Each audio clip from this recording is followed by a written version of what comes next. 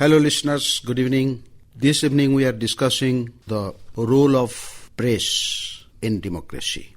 As we know, the media is central to democratic participation.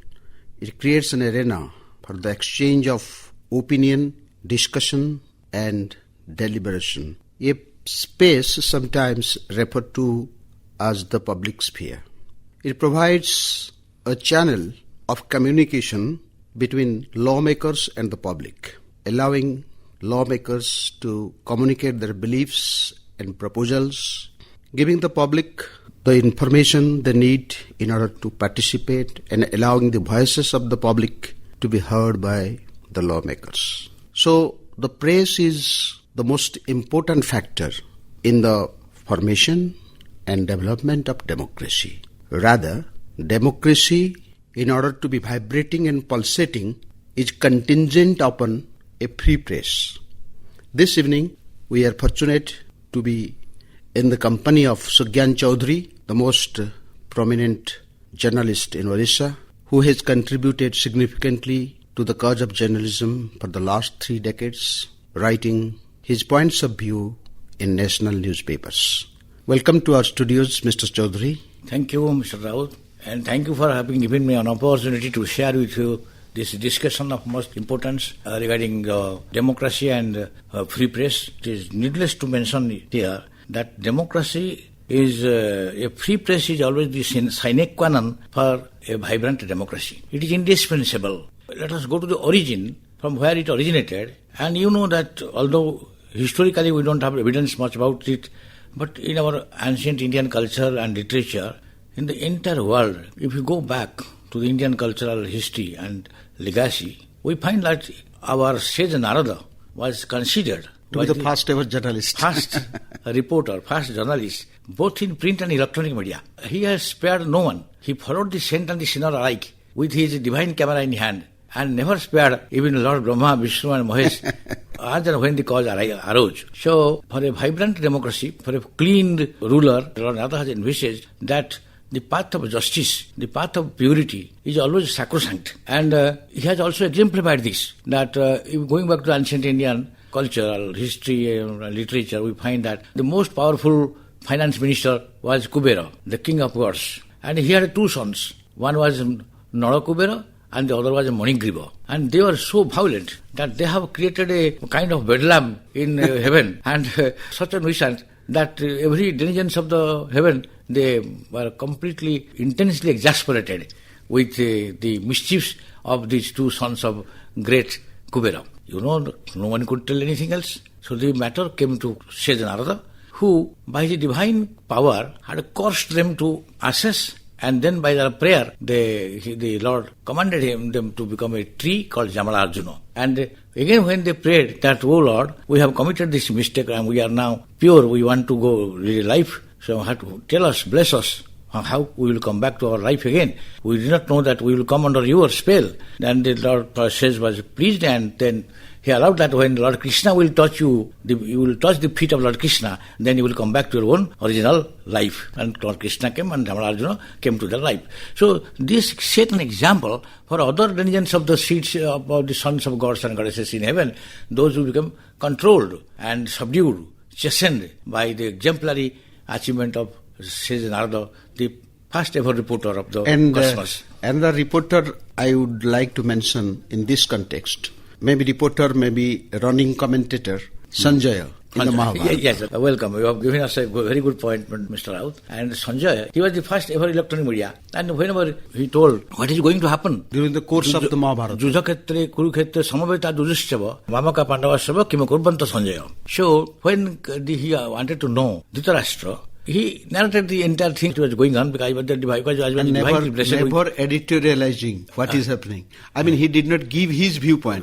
What he saw. He said only what he saw. That was a first-hand experience and correct reporting without any bias, any prejudice. And then when he wanted to know the outcome finally, that what would happen at the end of the Mahabharata, Sanjaya told that where there is Krishna and where there is Arjuna, the victory will come to them only. So without any hesitation, without any fear or favor, he also expressed his own viewpoint that, "O king, this is at the end of the day, your sons are going to be vanquished and Krishna and Arjuna are going to emerge triumphant. So that was the courage and conviction that those journalists, they have set Narada and Sanjaya in ancient Indian cultural background. If you say that in ancient India, we had a tradition of communication, we had a tradition of journalism, as we call today. So what is the outcome of that? How journalism or how the press formed, how it grew in the soil of India subsequently? Subsequently, that tradition of excellence continued, although unfortunately we were under the Mughal and British subjugation for over 1,000 years or more.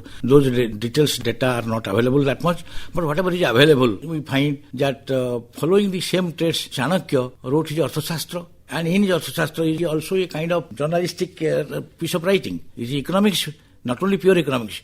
It is also sociology, it is also economics, and it is also political science. Political science and journalism all mixed together. And there he has clearly outlined how a king should be, how he will rule his subjects ideally. So that subject continued in similar fashion, and the Sanskrit poets also emulated the same. Even Chanakya also followed the same tradition. Also, Mr. Choudhury, in this context I would like to mention, there were travelers during those days, like Megasthenes, who wrote Indica, Fayan, who came in the subsequent regime, yes, and Ibn Battuta, so many, even people from all around the world. They came on foot, they came on horsebacks. So these people gave a rendition of the conditions of Indian tradition, the condition of people of India, their lifestyle.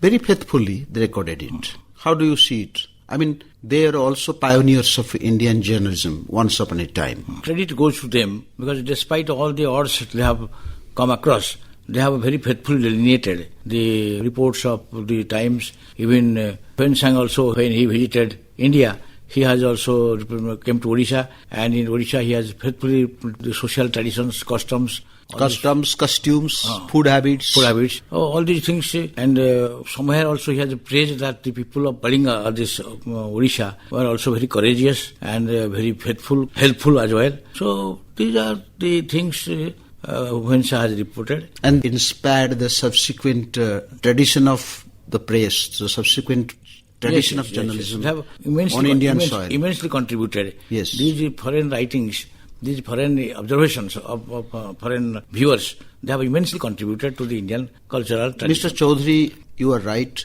Because of our pious origin, because of our ascesis, because of our great devotion to the cause of the truth and cause of the correctness, because of our attitude towards people's way of life, we developed a tradition that was being communicated to the people mostly in oral medium, subsequently in palm leaves, probably when the paper was invented, through writing, like in Orissa, Sadhu Sundar Das, Kujibara Patra is the first ever journalist. Yes.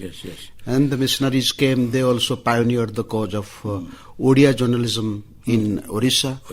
Even Gyanaruna, a new small pamphlet that was published in 19th century, that was also contributing immensely to the growth of journalism in Odisha. Right. Now, during the freedom struggle, many instances are there.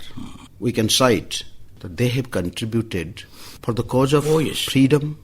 People's opinion have been reflected immeasurably, immensely. Even Mahatma Gandhi, people like Jawaharlal Nehru, Sardar Patel, Subhash Chandra Bose, they all adopted journalistic viewpoints as a method of communicating with the public. Gandhi wrote, Gandhi edited. Gandhi was books. A tremendous journalist. Yes. Gandhi was So now you can throw a lot of light. You can also educate us how during independence struggle, journalism or the press played a vital role in shaping up the condition of India and shaping up the public opinion against British rule. Actually, in the pre-independence India, the leaders, those who were there, they were not just merely leaders. They were imbued with rare foresight, and insight. And in 1862, that Rabindranath Tagore's brother, Devendranath Tagore, he brought out an Indian daily called the News Indian Mirror in 1862. Even Hickey's Bengal Gazette is the first ever newspaper in India. In India. Yes. So, in 1899, Swami Vivekananda published a journal called Udbodhana. That was there. In 1903, Mahatma Gandhi, he published Indian Opinion. In 1905, Sri Aurobindo Ghosh published Bande Mataram. And Lala Rajput Rai of Punjab Keshari.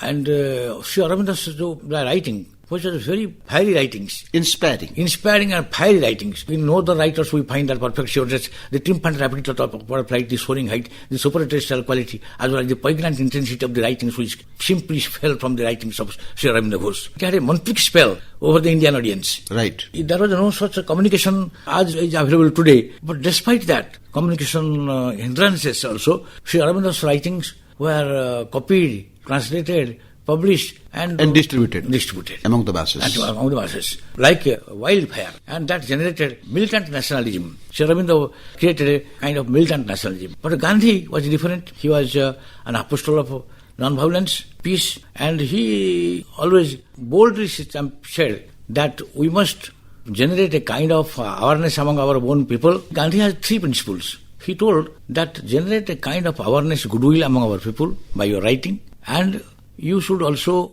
understand and appreciate the hopes and aspirations and the wills of our people. And finally, he said that we have to expose the shams and hypocrisy, the corruption, without fear or favor. Ruthlessly, you have to expose them. He is the apostle of non-violence. Doesn't mean that he was a weak person. He was the strongest. He was the strongest. He was the strongest person. When there is a choice between cowardice and violence, one's humility should not be taken for weakness. Yes. So that fixed the degree to which Gandhiji was inspired to follow his principle of non-violence without surrendering, without compromising. He advised that journalists should live up to that expectation of the people of India, and also he followed that. He in his journal, The Horizon, and in his journal, The Young India, where he was writing, contributing immensely. Even Subhash Chandra Bose used electronic media at that time. He had foresight.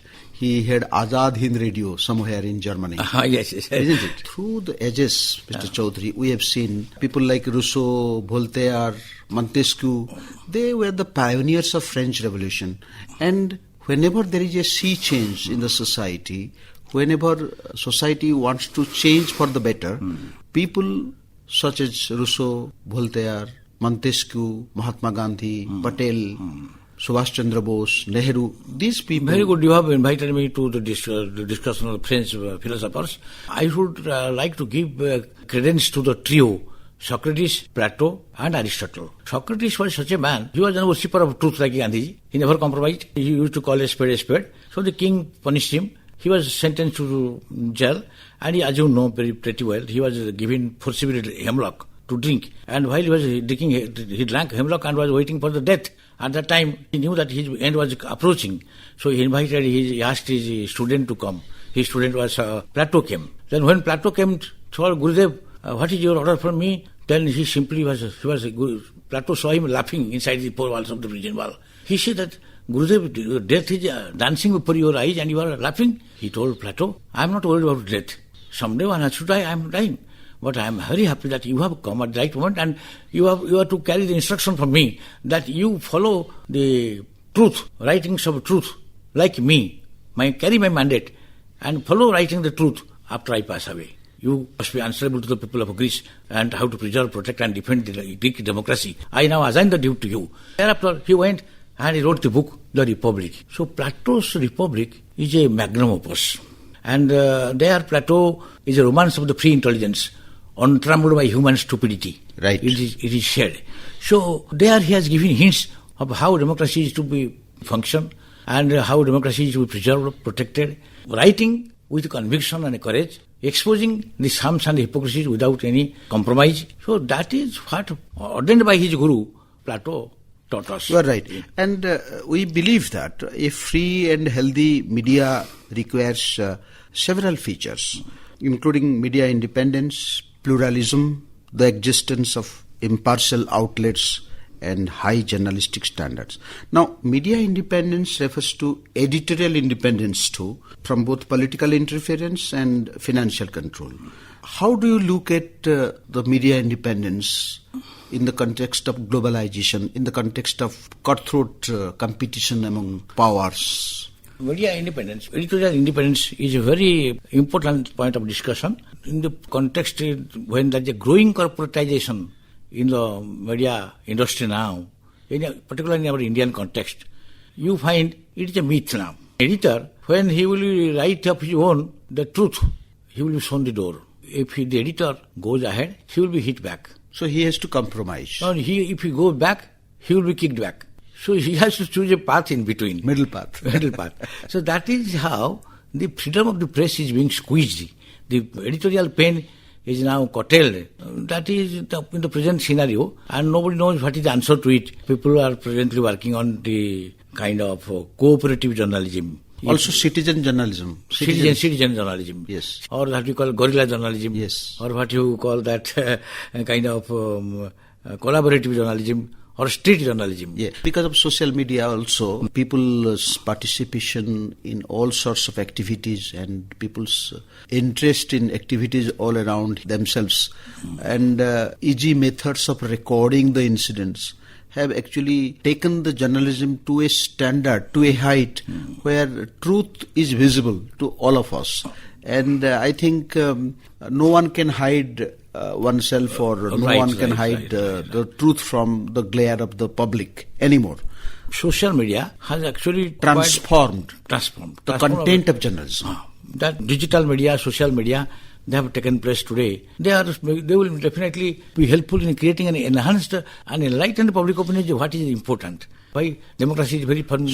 So from this, a question comes to mind, Mr. Choudhury. If a journalist works from pillar to post and does things which are very risky and sometimes even places his life in the riskier mode, isn't it the duty of the society, isn't it the duty of the governance, or isn't it the duty of the whole public, or isn't it the duty of the state to protect the journalists from uncertainties, from financial difficulties, from attacks by strange and unknown forces? Yes. So I think time has come to categorize journalism as a profession that requires high standards and higher safety measures are required to protect our journalists.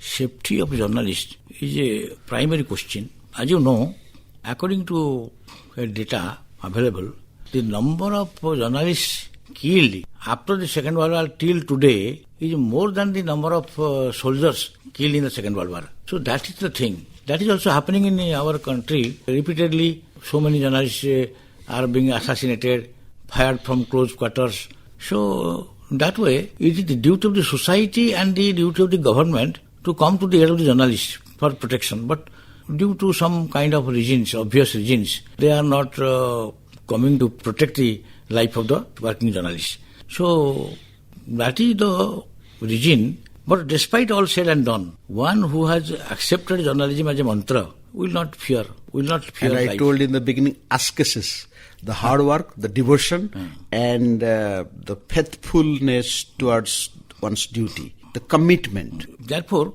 Plato told them as the whistleblowers of the society. They were working day in and day out and were collecting data, information, and were giving to Plato, and Plato was writing, publishing. So the kings of and in our society, whistleblowers should be protected. If you want to raise our head high, and if you want to raise our country higher to some sublime position, so journalism and journalists, they must be protected by the society. Well, the journalists should be protected from the designs, from the diabolical design.